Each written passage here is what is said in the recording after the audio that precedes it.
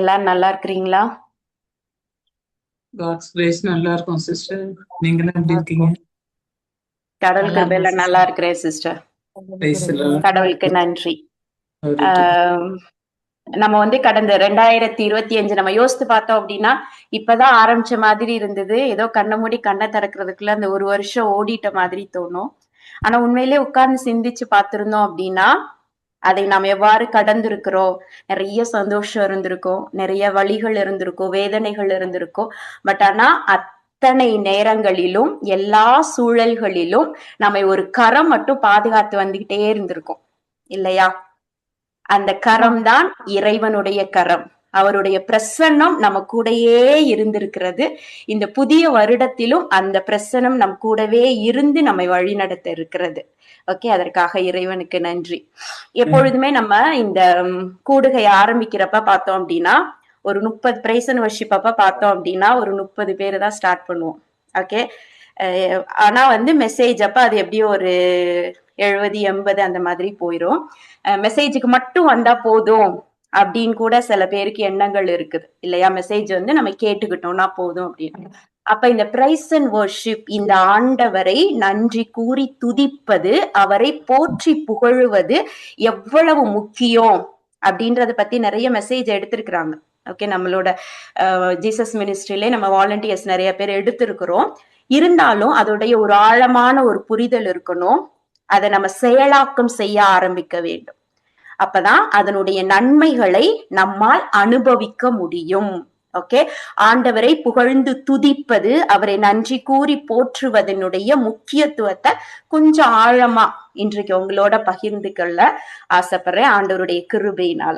Okay, the power of praise and worship. Okay, அது எவ்வளவு ஆற்றல் வாய்ந்தது, ஏன் ஆண்டவரை புகழணும், எப்படி புகழணும், அதனால் கிடைக்கக்கூடிய நன்மைகள் என்னென்ன, இத பத்தி தான் இன்னைக்கு இந்த செய்தி பகிர்வுல கடவுள் கிருபையில உங்க கூட பகிர்ந்து கொள்ள இருக்கிறேன். முதலாவதாக எடுத்து வாசிக்கலாம் திருப்பாடல்கள் 34:1.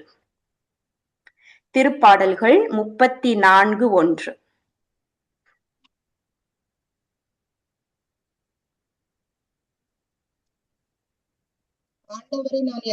ஆண்டவரை நான் எக்காலமும் போற்றுவேன். அவரது புகழ் எப்போதும் என் நாவில் ஒலிக்கும். ஆண்டவரை நான் எக்காலமும் போற்றுவேன். ஓகே, எல்லா காலத்திலையும் நான் ஆண்டவரை போற்றுவேன். அவரது புகழ் மட்டும்தான் என்னுடைய நாவில் ஒலித்து கொண்டே இருக்கும். நான் ஆண்டவரை பற்றி கீழே பாத்தீங்கன்னா பெருமையாக பேசுவேன் அப்படின்னு. பெருமையாக பேசுறதுன்னா என்ன அப்படின்னா அவரை போற்றுவது. ஓகே, ஒருத்தவங்களை பத்தி பெருமையா பேசுறோம் அப்படின்னா அவங்கள பத்தி போற்றுறது, பிரைஸ் பண்றது. ஓகே, அப்ப என்ன சொல்லுது திருப்பாடல்கள்? எந்த காலத்திலையும் எக்காலமும் ஆண்டவரையே போற்றுவேன், அவரது புகழ் என்னுடைய நாவில் இருந்து கொண்டே இருக்கும். இன்னும் நம்ம எடுத்து வாசித்தோம் அப்படின்னா திருப்பாடல்கள் 104, எல்லாருக்கும் தெரிஞ்ச ஒரு வசனம். திருப்பாடல்கள் அதிகாரம் 100 வசனம் 4. அதிகமா நம்ம பயன்படுத்துற ஒரு வசனம். நன்றியோடு அவர் திருவாயில்களில் நுழையுங்கள். பாடலோடு அவர்தம் முற்றத்திற்கு வாருங்கள். அவருக்கு தெளிவா சொல்லியாச்சு. நம்ம அவருடைய திருவாயில்கள்ல எப்படி நுழையணும் அப்படின்னா நன்றியோடு நுழைய வேண்டும். அவருடைய முற்றத்திற்கு நாம் வருவது எப்படி அப்படின்னா புகழ் பாடலோடு, பிரைஸ் அண்ட் வர்ஷிப், அவரை புகழ்ந்து பாடிக்கொண்டு வரணும். அவருக்கு நன்றி செலுத்தி அவரது பெயரை போற்ற வேண்டும். ஓகே, அப்ப பைபிள் நிறைய எடுக்கலாம். நம்ம பிரைஸ் அண்ட் வர்ஷிப், நம்ம வந்து ஆண்டவரை போற்றி புகழ்வதை பற்றி எடுக்கணும் அப்படின்னா பைபிள்ல நிறைய ரெஃபரன்ஸ் எடுக்கலாம், எடுத்துக்கிட்டே போகலாம். அப்ப இவ்வளோ தூரம் இந்த பிரைஸ் அண்ட் வர்ஷிப்பை பத்தி நம்முடைய பைபிள் ஏன் இவ்வளோ முக்கியத்துவம் படுத்துது, இந்த பிரைஸ் அண்ட் வர்ஷிப்னால கிடைக்கக்கூடிய நன்மை என்ன அப்படின்னு சொல்லி நம்ம பார்த்தோம் அப்படின்னா யாருக்கு நன்றி சொல்லுவோம், எதுக்கு நன்றி சொல்லுவோம்? நார்மலா நம்ம வாழக்கூடிய சூழல்ல நாம் எதற்காக நன்றி செலுத்துவோம்? நமக்கு ஒருத்தவங்க பண்ற உதவிக்காக நன்றி சொல்லுவோம். Amen. Praise the Lord. Okay, நமக்கு யாரோ ஒருத்தவங்க நல்லது பண்ணிட்டாங்க அப்படின்னா நம்மள அறியாமலே நம்ம கிட்ட வந்துரும் தேங்க்ஸ். ஒண்ணும் இல்ல, பக்கத்துல நிக்கிறாங்க, கொஞ்சம் விலகிக்கீங்கன்னு சொல்லுவோம். கொஞ்சம் விலகி நமக்கு இடம் கொடுத்தாவே நம்மள அறியாம என்ன சொல்லுவோம்? தேங்க்ஸ் அப்படின்னு சொல்லுவோம். சரியா? அப்ப நன்றி அப்படின்னா நம்ம இந்த காலம் உலகம் நம்ம எப்படி பழக்கி இருக்கிறது, ஒருத்தவங்க உனக்கு ஒண்ணு செஞ்சாங்க அப்படின்னா அவங்களுக்கு நன்றி சொல்லு. ஒருத்தவங்க உன்னைக்கு ஏதோ ஒரு நன்மை செஞ்சிருக்காங்க அப்படின்னா அவர்களை நன்றி, அவங்களோட செஞ்சதை மறக்காத. இதெல்லாம் நமக்கு நிறைய அந்த உலகம் சொல்லி கொடுத்திருக்கு. அப்ப நம்ம ஆண்டவரை எல்லா காலத்திலும் நன்றியோ ஸ்துதிக்கிறோம் அப்படின்னா நம்ம என்ன பண்றோம் அப்படின்னா அந்த கிராட்டிடியூட காட்டுறோம். ஆண்டவரே நீங்க எனக்கு நல்லது செஞ்சிருக்கிறீங்க. ஓகே, அதுதான் உண்மை. அவரு சிலுவையில அறைந்து நம்மை மீட்டு எடுத்துட்டாரு. அதன் மூலமாக நமக்கு எல்லா நன்மைகளும் கிடைத்திருக்கிறது ஸ்பிரிச்சுவலா. அப்ப நம்ம இதை இந்த இடத்துல அங்கீகாரம் பண்றோம். ஆண்டவரே நீங்க எனக்கு நன்மை செய்துட்டீங்க, யூ ஹேவ் டன் எவ்ரிதிங் அப்படின்றத நம்ம அங்கீகரிக்கிறோம் நன்றி சொல்லும் பொழுது. அப்ப நமக்கு எதிர்காலத்தை குறித்த பயம் வேண்டாம். ஏன்னா என்னுடைய எதிர்காலம் வளமானதாக தான் இருக்க போகுது. நாளைக்கு நான் நல்லா தான் இருக்க போறேன். பயம் இல்ல, கவலை இல்ல. நம்மிடம் இருக்கக்கூடிய தேவையில்லாத எல்லா விதமான தீய சக்தி, பயம்ன்றது இட்ஸ் ஸ்பிரிட். ஓகே, ஒரு கோழை உள்ளத்தினை அல்ல, உனக்கு வல்லமையும் அன்பும் கட்டுப்பாடும் கொண்ட உள்ளத்தினை தான் ஆண்டவர் வழங்கி இருக்கிறார். அப்ப நம்ம நன்றி சொல்லும் பொழுது அப்ப நம்ம உள்ளம் நம்ம நம்ப ஆரம்பிக்குது, கடவுள் நமக்கு எல்லாத்தையும் செய்து முடித்து விட்டார், எதுவும் பாக்கி இல்ல. ஓகே, நம்ம அதை பார்க்க போறோம். நம்மளுடைய பிசிக்கல் ஐஸ்னால நம்ம பார்க்க போறோம். அதுதான் நாம் நன்றி சொல்லும் பொழுது நமக்கு நம்ம அதை அங்கீகரிக்கிறோம், உறுதிப்படுத்துறோம். அப்ப நம்ம உள்ள என்ன பண்ணோம் அப்படின்னா அதை நம்ப ஆரம்பிக்கிறது. இந்த உலகம் ஒரு பொய்ய சொல்லி வச்சிருக்கு இல்லையா? இந்த பொய்யெல்லாம் அகற்றப்பட்டு எது உண்மையோ அந்த உண்மையை நமது உள்ளம் நம்ப ஆரம்பிக்கும். அதையே சொல்ல சொல்ல சொல்ல சொல்ல நம்முடைய நம்பிக்கை மிகுதியாகும். எனக்கு கடவுள் எல்லாம் செஞ்சுட்டாரு, நான் நன்றி கூறுனா போதும். சரியா? ரெண்டாவது விஷயம், நம்ம என்ன பண்ணுவோம் அப்படின்னா கடவுளை பெரிதாக்குறோம். ஓகே, நம்மளுடைய ப்ராப்ளத்துக்கு மேல நம்ம போக்கஸ் போயிடாது. இப்போ ஒரு சிச்சுவேஷனை நீங்க கோ த்ரூ பண்ணிட்டு இருக்கிறீங்க, ஆனா அந்த நேரத்துல நீங்க கடவுளுக்கு நன்றி சொல்லிக்கிட்டு இருக்கிறீங்க அப்படின்னா உங்களுடைய போக்கஸ் இந்த ப்ராப்ளத்து மேல போகாது, கடவுள் மேல போயிரும். அப்ப இந்த ப்ராப்ளத்தை தீர்க்க வல்ல கடவுள் எவ்வளவு பெரியவர் அப்படின்னு அவரை நம்ம பெரிதுபடுத்துவோம். இந்த ப்ராப்ளத்துக்குள்ள நம்ம போக மாட்டோம். அப்ப நம்ம சிந்தனை இல்ல, இந்த பிரச்சனை இல்ல, ஒன்லி நான் கடவுளை நன்றி சொல்றது மட்டும்தான் இருக்குது அப்படின்னா இந்த ப்ராப்ளத்தை குறிச்ச கவலையோ பயமோ நமக்குள்ளாக செயல்படாது. எப்ப இந்த பிரச்சனையை குறிச்ச பயமோ கவலையும் நமக்குள்ளாக இல்லையோ அப்பதான் நம்ம சீக்கிரமா அதனுடைய அந்த சூப்பர் நேச்சுரல் ஒர்க், அந்த கனியை நாம் பார்க்க இருக்கிறோம். சரியா? அப்ப அந்த ப்ராப்ளத்தை பத்தி நான் சிந்திக்கவே இல்லை அப்படின்னா தேவையில்லாத எதிர்மறையான வார்த்தைகள் நம்ம வாயில இருந்து வராது. நம்ம மனதின் என்ன இருக்குதோ அததான் வாய் பேசும். ஓகே, உள்ளுக்குள்ள என்ன ஓடிட்டு இருக்கோ அதான் வாய் பேசுகிறது. அப்ப நான் தேவையில்லாம இந்த ப்ராப்ளத்தை பத்தி பாக்கல, நான் கடவுளை பத்தி பாக்குறேன். நான் கடவுள் செய்த நன்மைகளை, அவர் எனக்கு எல்லாம் செய்து முடிச்சிட்டாருன்றத அங்கீகரிச்சு நான் நன்றி சொல்லிக்கிட்டே இருக்கிறேன் அப்படின்னா I am magnifying the God. நான் கடவுளை பெரிதாக்குகிறேன், சூழ்நிலைகளை அல்ல, பிரச்சனைகளை அல்ல. அப்பனா இந்த பிரச்சனைகள்ல இருந்து நம்ம விடுவிப்பதற்கு, நம்ம விடுதலை ஆவதற்கு இது ஒரு பெரிய டூல்.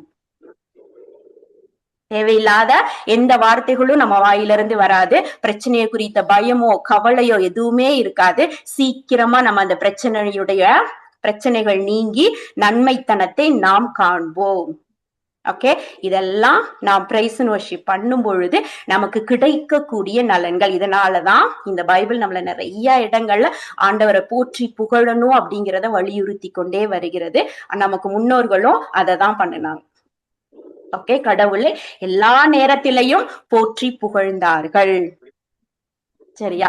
அப்ப இந்த தமிழ்ல நம்ம பார்த்தோம் அப்படின்னா ஆண்டவரை போற்றுங்கள், நன்றி கூறுங்கள் அப்படின்ற மாதிரி மொழிபெயர்த்திருக்கிறாங்க.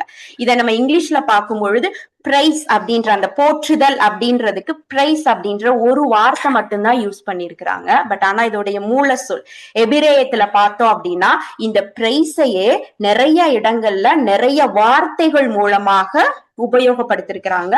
ஒவ்வொரு வார்த்தைக்கும் ஒரு வகையான அர்த்தம் உண்டு. எபிரேயத்துல பார்த்தோம் அப்படின்னா ரொம்ப ஆழமா இந்த பிரைஸ பத்தி நம்ம தெரிஞ்சுக்கணும்ன்றதுக்காக. சரியா? அப்ப ஆனா இங்கிலீஷ்ல எல்லாத்தையுமே ஒரே பிரைஸ் அப்படின்ற ஒரே வார்த்தையில தான் மொழிபெயர்த்திருக்கிறாங்க. அப்ப முதலாவதாக நம்ம அந்த எபிரேயத்துல பார்க்கும் பொழுது பராக் அப்படின்றாங்க. பராக் அப்படின்னா என்ன மீனிங் அப்படின்னா, ஆண்டவர் முன் குனிந்து நாம் மண்டியிட்டு ஆண்டவரை போற்றுவது. Okay, how to praise our God. Okay, இப்படிதான் பண்ணணும்னு இல்ல, இத்தனை விதங்கள்ல இந்த பைபிள்ல கூறப்பட்டு இருக்கிறது அப்படின்றதுக்காக. அப்ப நம் கடவுள் முன்னாடி மண்டியிட்டு அவருக்கு முன்னாடி தலை வணங்கி அவரை போற்றி புகழுவது. ஓகே, பைபிள்ல எங்க இருக்கு அப்படின்னா திருப்பாடல்கள் 72:15. திருப்பாடல்கள் 72:15.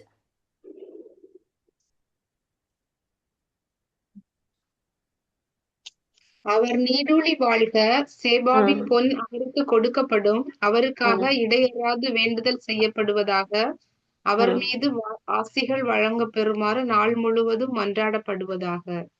ஆக்சுவலா இது இங்கிலீஷ்ல தமிழ்ல பார்த்தோம்னா சாலமோனுக்காக வரக்கூடியது, அவருக்காக மன்றாடுங்கள் அப்படின்னு தான் இருக்குது. இங்கிலீஷ்ல பாத்தீங்க அப்படின்னா அவருக்காக ஆண்டவரை போற்றுங்கள் அப்படின்னு வரும். அதே இது எபிரேயத்துல பாத்தீங்க அப்படின்னா பராக் அப்படின்றது இருக்குது.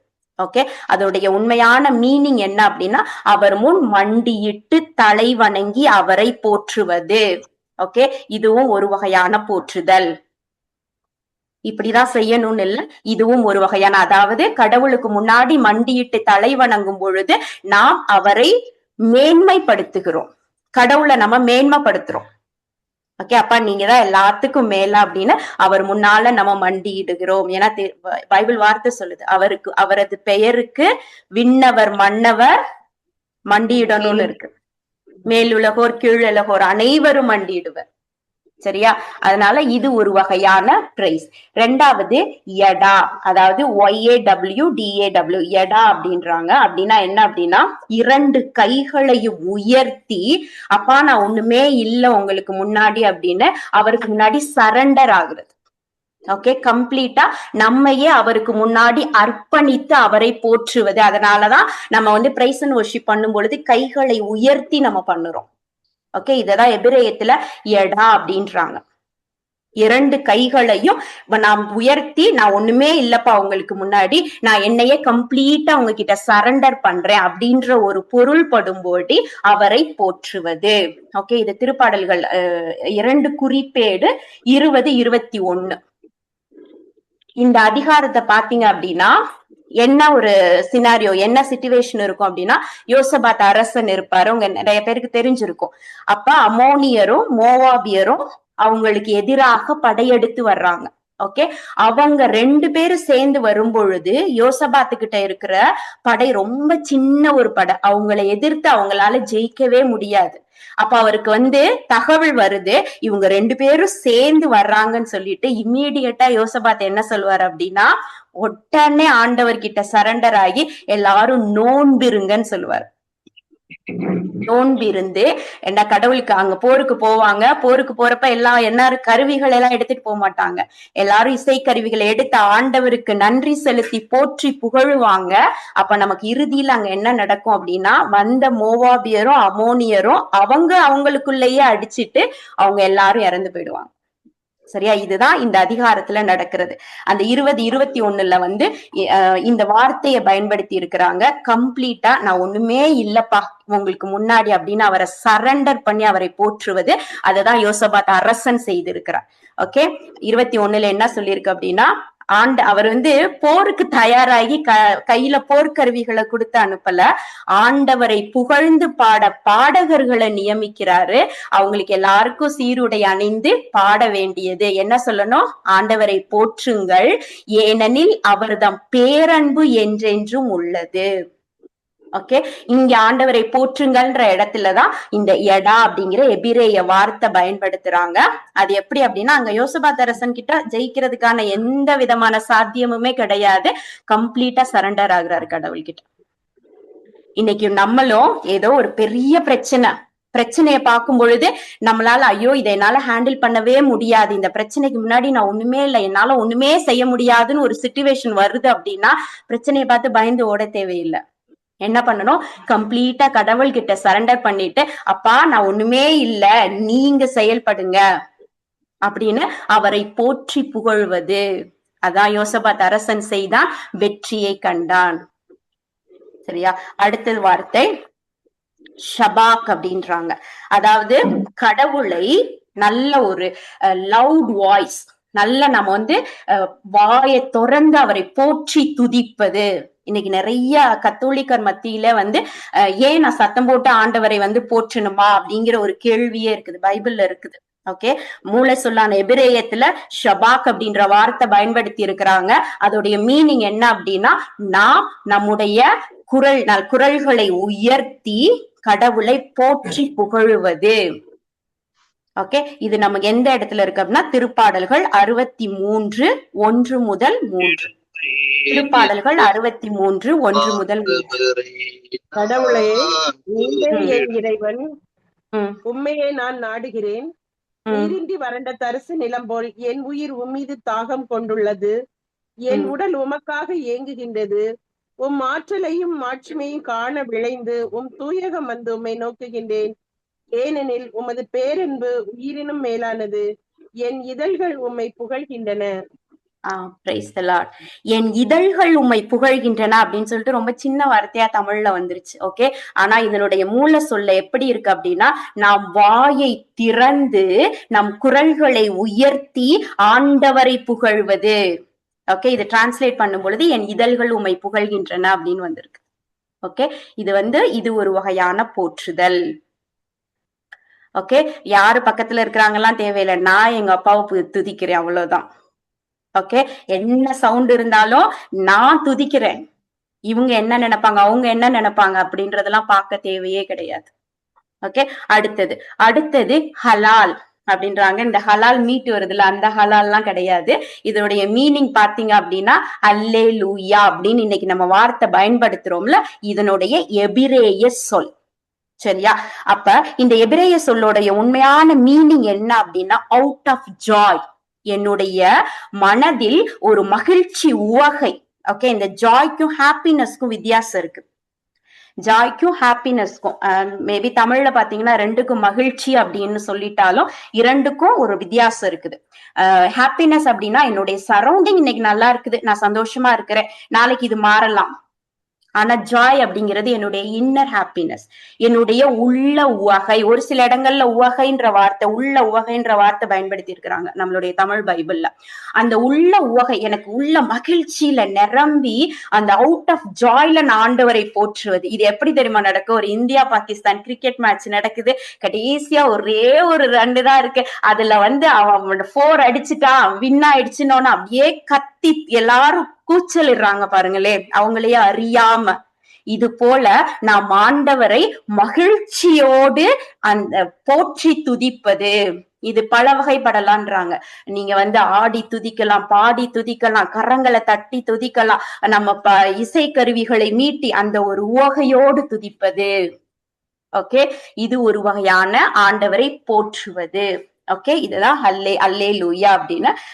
இதோடைய ரெஃபரன்ஸ் எங்க இருக்குன்னா 1 குறிப்பேடு 16:4. 1 குறிப்பேடு 16:4.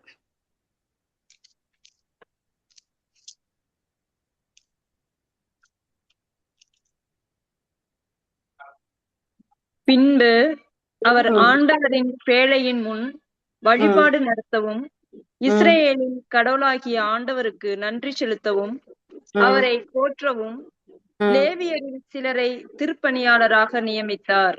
யார் நியமித்தது? ஆண்டவர் நியமித்தாரா? தாவீது. அந்த உடன்படிக்கை பேழையை திருப்பி கொண்டு வந்தோம்னா அவருக்கு அவ்வளவு ஒரு சந்தோஷம் இல்லையா? அதுக்கு முன்னாடி வழிபாடு நடத்தவும் அந்த ஆண்டவருக்கு நன்றி செலுத்துறதுக்காகவே ஆளுகளை நியமிக்கிறாரு. எப்போதும் அந்த இடத்துல துதிபலிகள் நடந்துகிட்டே இருக்கணும் அப்படின்றதுக்காக. ஓகே, இதுதான் நம்முடைய உள்ள மகிழ்வுனால அப்ப இது அந்த ஒரு ஜாயோட வரக்கூடிய ஒரு வகையான போற்றுதல். ஓகே, அடுத்ததாக தோடா அப்படிங்கிற ஒரு வார்த்தை பயன்படுத்துறாங்க.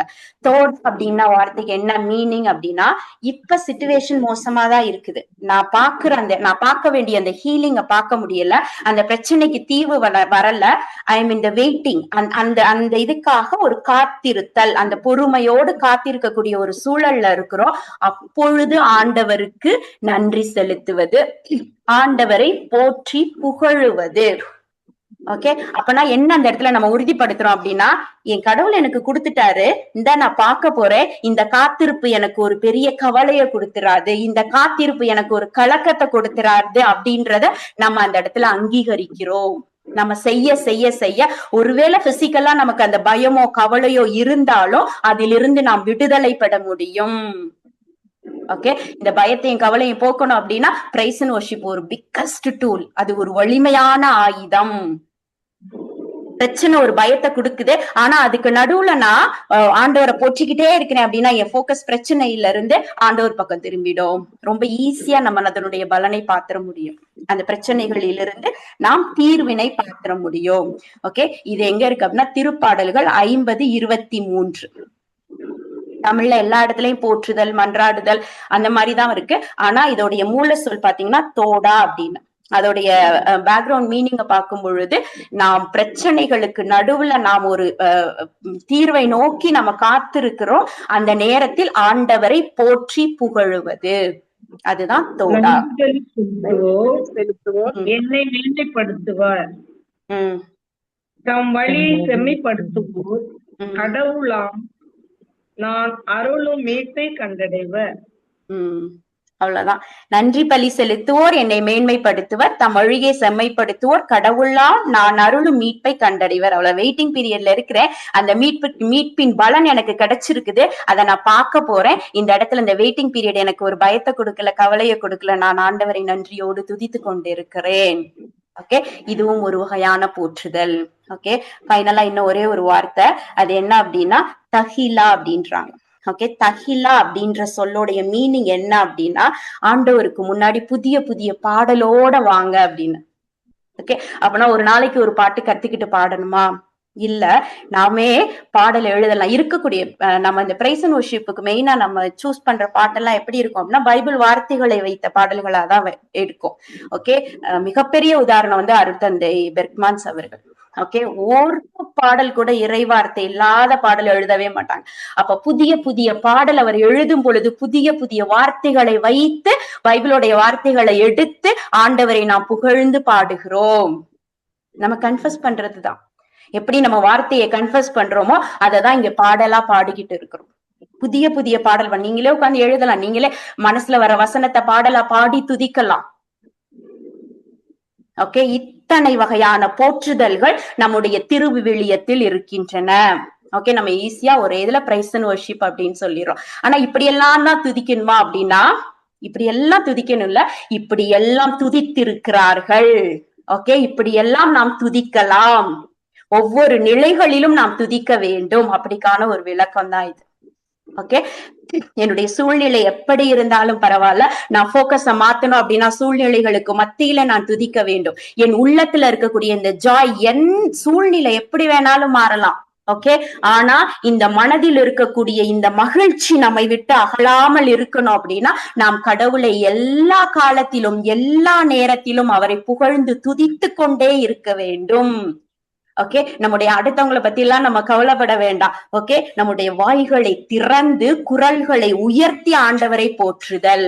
ஆண்டவருக்கு முன்னாடி அப்பா நான் ஒண்ணுமே இல்ல, நான் என்னையே கம்ப்ளீட்டா சரண்டர் பண்றேன். யோசபாத் அரசன் சரண்டர் பண்ண மாதிரி அப்பா நான் ஒண்ணுமே இல்ல ஆண்டவரே, நீங்க செயல்படுங்க அப்படின்னு அவர்கிட்ட சரண்டர் பண்ணி நாம் துதிக்க வேண்டும். அவருக்கு முன்னாடி புதிய புதிய கடவுளுடைய வார்த்தைகளை நம்ம எப்படி கன்ஃபஸ் பண்றோமோ அதே மாதிரி நம்முடைய வார்த்தை ஆண்டவருக்கு முன்னாடி பாடி வார்த்தைகளை சொல்லி நாம் துதிக்கலாம். ஓகே, இத்தனை வகையான துதி பலிகள் எல்லா சூழல்லையும் நம்ம எப்படி ஆண்டவரை துதிக்க வேண்டும் அப்படின்றதுக்கான ஒரு ரெஃபரன்ஸ் தான். சரியா? அப்ப இப்படி எல்லாம் நம்ம ஆண்டவரை துதிக்கிறோம் அப்படின்னா இதுல கடவுளுக்கு ஏதாவது நன்மையா? அவர் சந்தோஷப்பட்டு அப்பாடா இன்னைக்கு இத்தனை பேர் என்னை நமக்கெல்லாம் அடுத்தவங்க பாராட்டினா சந்தோஷமா இருக்கும், நிச்சயமா சந்தோஷமா இருக்கும். ஓகே, ஆனா கடவுளுக்கு இதுல ஏதாவது சந்தோஷமா, இல்ல ஏதாவது அவருக்கு நன்மை இருக்கா அப்படின்னா ஒண்ணுமே இல்லை. நாம் தான் மாறுகிறோம். ஓகே, நம்ம தான் மாறுகிறோம்.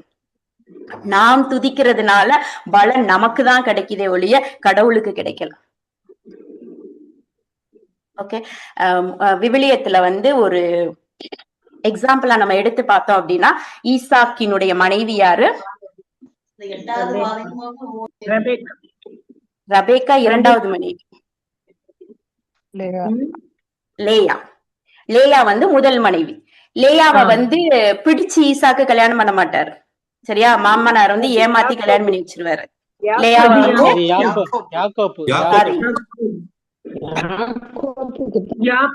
ஈசாக்கு மனைவி ரெபெக்கா. இப்ப யாக்கோபினுடைய மனைவிக்கு வந்து பிடித்து கல்யாணம் பண்ணாத ஒரு சூழ்நிலையில இருக்கும் பொழுது லேயாவுக்கு குழந்தைகள் பிறக்கின்றன. அப்பவுமே வந்துட்டு அவங்களுக்கு வந்து கணவர் மீது கணவர்கிட்ட இருந்து ஒரு அன்பு கிடைக்கவே இல்லை. முதலாவது பையன், இரண்டாவது பையன், மூன்றாவது பையன், 3 பையனுக்கு பிறகு 4வதாக ஒரு குழந்தை பிறக்கிறது. 4வதாக பிறந்த ஒரு குழந்தைக்கு வந்து என்ன பேர் வைக்கிறாங்க? அந்த பேரின் மூலமாக தான் வம்சமே வருது. நம்மளுடைய ஜீசஸ் யூதா அப்படின்னா அதனுடைய பொருள் என்ன?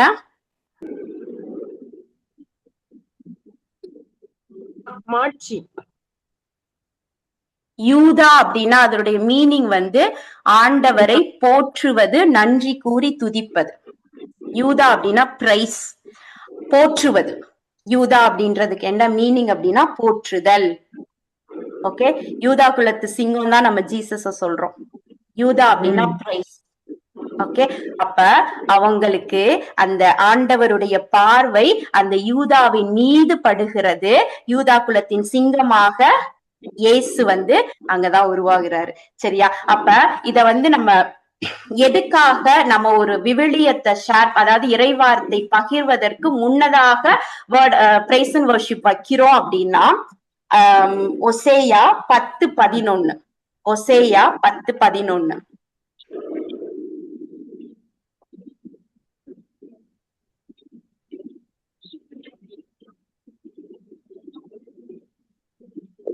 எப்ராஹிம் நன்றாக பழக்கப்பட்டதும் போரடிக்க விரும்புவதுமான பசுவாய் இருக்கின்றான். நானோ அதன் அழகான கழுத்தின் மேல் நுகத்தடியை வைப்பேன். எப்ராஹிமை ஏரில் பூட்டுவேன். யூதா உழுவான், யாக்கோபு அவனுக்கு பரம்படிப்பான். அப்ப யூதா என்னவா? யூதா உழுவான். அப்ப நாம் கடவுளை போற்றும் பொழுது என்ன நடக்கிறது அப்படின்னா நம்முடைய இருதயத்தில் வார்த்தை அப்படிங்கிற விதை விதைக்கப்படுவதற்கு முன்னதாக நம்முடைய இருதயம் உழப்படுகிறது. எதுக்காக உழணும்? விதை போய் உள்ள போய் தங்கி அது ஒரு கனியை கொடுக்கணும், அது வளர்ந்து கனி கொடுக்கணும். அதற்காக அந்த நிலத்தை நம்ம பண்படுத்தணும். அதுக்குதான் உழுதல். அப்ப முதல்ல நம்முடைய இருதயம் உழப்படணும் அப்படின்னா முதல்ல இறைவார்த்தை விதைக்கப்படுவதற்கு முன்னதாக நமக்கு பிரைஸ் அண்ட் வர்ஷிப் மஸ்ட். நாம் ஆண்டவரை போற்றி துதிக்க வேண்டும். அப்பொழுது நம்முடைய இருதயம் பண்படுத்தப்படுகிறது, உழப்படுகிறது. அப்ப நம்ம இறைவார்த்தையை கேட்கும் பொழுது இந்த விதை கரெக்டா நம்ம உள்ள போய் விதைக்கப்பட்டு அதனுடைய கனியை நாம் பார்க்க முடியும். சரியா? அதனாலதான் நம் இறை எப்பொழுதுமே செய்தி பகிர்வுக்கு முன்னதாக இந்த பிரைஸ் அண்ட் வர்ஷிப், இந்த ஆண்டவரை போற்றுதல் எல்லா இடங்கள்லயும் நம்முடைய ஜெபக்கூடுகை எல்லாத்துலயும் அது முதல் நிலை வைக்கப்படுகிறது. கொலோசேயர் 2:7. கொலோசேயர் 2:7. நாம் ஆண்டவரை புகழுவதால் நமக்கு கிடைக்கக்கூடிய நன்மைகளை பத்தி தான் நம்ம பார்த்துட்டு இருக்கிறோம். நம்ம முதலாவதாக நம் இருதயம் பண்படுத்தப்படுகிறது, விதை அங்கே விதைக்கப்படுவதற்கு ஏற்றார் போல. ஓகே, இரண்டாவது கொலோசேயர் 2:7. அவர் மீது கட்டி எழுப்பப்பட்டவர்களாகவும் இருங்கள். நீங்கள் கற்றுக்கொண்ட நம்பிக்கையில் உறுதியாக நில்லுங்கள். நன்றி மிக்கவர்களாய் திகழுங்கள். ஆமேன். அல்லேலூயா. ஆமேன். ஓகே, நாம் கற்றுக்கொண்ட அந்த விசுவாசத்துல நம்ம உறுதியாக நிக்கிறதுக்கு இந்த நன்றி நமக்கு தேவைப்படுகிறது. ஆண்டவர்கிட்ட நம்ம நன்றி மிக்கவர்களாக இருக்கும் பொழுது அப்ப நம்ம கடவுள் நமக்கு எல்லாமே செஞ்சுட்டாரு அப்படிங்கிறத நம்ம அங்கீகரிக்கிறோம். அதையே நம்ம திரும்பி திரும்பி சொல்லும் பொழுது நம்முடைய உள்மனது அதை ஏற்கிறது.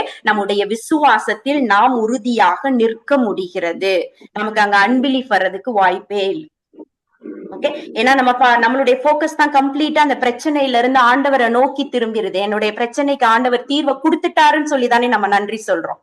அப்ப நம்ம அங்க விசுவாச குறைபாடோ அந்த இடத்துல நமக்கு ஒரு அசைவோ இருக்கிறதுக்கு, விசுவாசத்துல ஒரு அசைவோ இருக்கிறதுக்கு வாய்ப்பே கிடையாது. சரியா? அப்ப நம் விசுவாசத்தில் உறுதியாக நிற்க முடிகிறது. ஓகே, அடுத்ததாக மத்தேயு 21:15-16. மத்தேயு 21:15-16.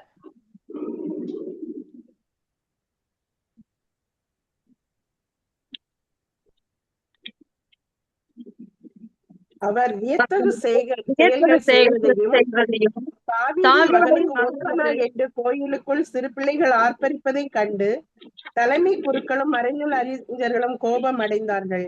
அவர்கள் அவரிடம், இவர்கள் சொல்வது கேட்கிறதா என. இயேசு அவர்களிடம், ஆம், பாலகரின் மழலையிலும் குழந்தைகளின் மொழியிலும் உம்மை புகழ ஏற்பாடு செய்தீர் என்று ஒருபோதும் படித்ததில்லையா என்று கேட்டார். பாலகரின் மொழியிலும் பாலகரின் மழலையிலும் குழந்தைகளின் மொழியிலும் உம்மை போற்றுவதற்கு நீங்க தான் ஏற்பாடு செய்தீங்களா? அதாவது அவங்கள போற்றி துதிப்பதற்கு நீங்க தான் ஏற்பாடு செய்தீங்களா? கேட்ட கொஸ்டினுக்கு ஆண்டவர் என்ன சொல்றாரு? இது போல மறைநூல்ல எழுதப்பட்டிருக்கத நீங்க படிச்சது இல்லையா அப்படின்னு சொல்றாரு. ஓகே, இது எங்க எழுதப்பட்டிருக்கு அப்படின்னா திருப்பாடல்கள் 8:2 எழுதப்பட்டிருக்கிறது. ஓகே, இந்த பாலகரின் மொழி மழலைகளின் பேச்சு அப்படிங்கிறது நாம் ஆண்டவரை போற்றி துதிப்பது. ஓகே, திருப்பாடல்கள் 8:2 என்ன சொல்லியிருக்கு அப்படின்னா இந்த மறைநூல் அவர் ரெஃபர் பண்றது திருப்பாடல்கள் 8:2 இருக்குது. பாலகரின் நாவினிலும் குழந்தைகளின் மழலையிலும் வலிமையை உறுதிப்படுத்தி பகைவரை ஒடுக்கினீர். அப்ப நாம் பிரைஸ் அண்ட் வர்ஷிப் எப்ப நம்ம ஆண்டவரை போற்றி புகழுகிறோமோ அப்ப நம்முடைய வலிமையை உறுதிப்படுத்தி பகைவன் ஒடுக்கப்படுகிறான். நம்ம எதிரிய என்ன பண்றோம் அப்படின்னா paralyse ஆக்குறோம்.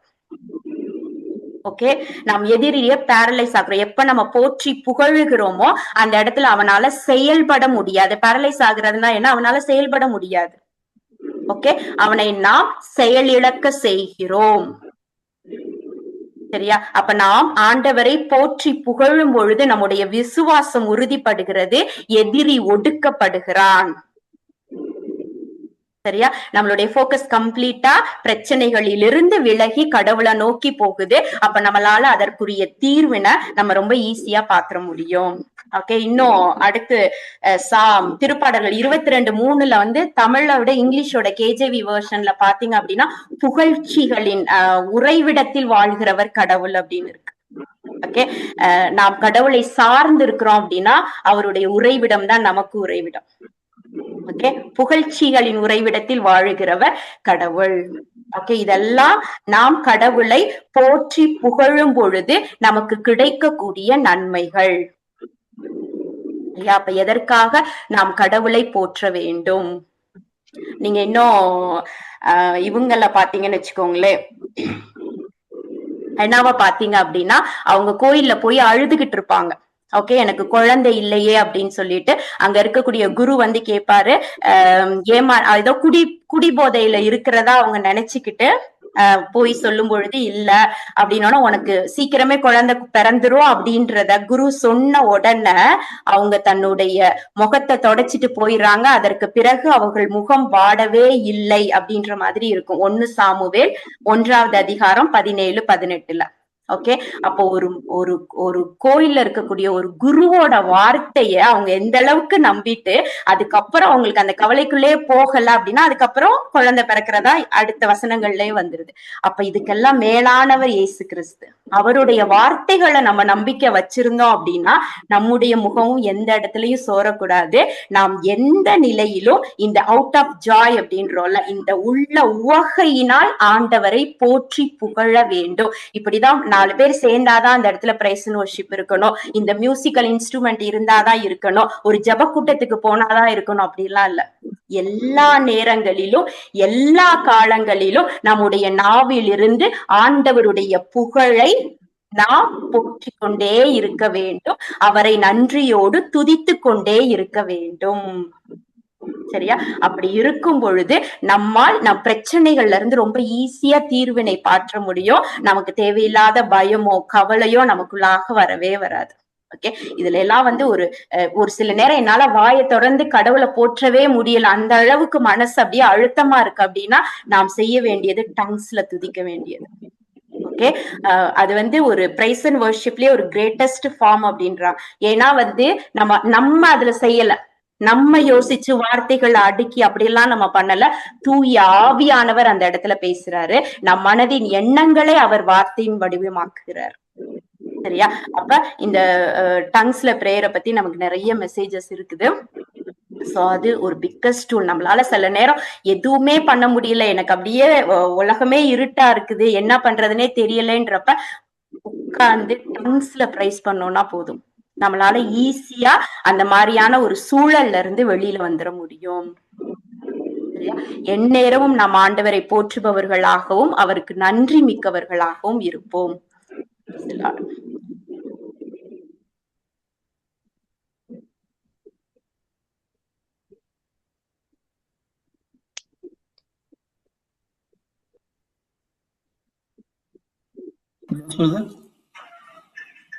Praise the Lord. Praise the Lord.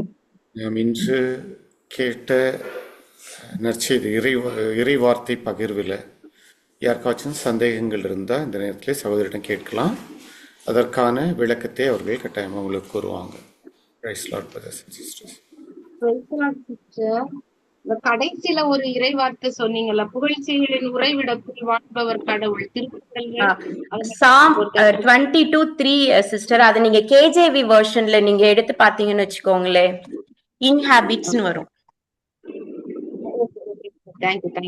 ஆனா அது நம்ம தமிழ்ல வந்து அது கரெக்டான மொழிபெயர்ப்பு அதுல இல்ல.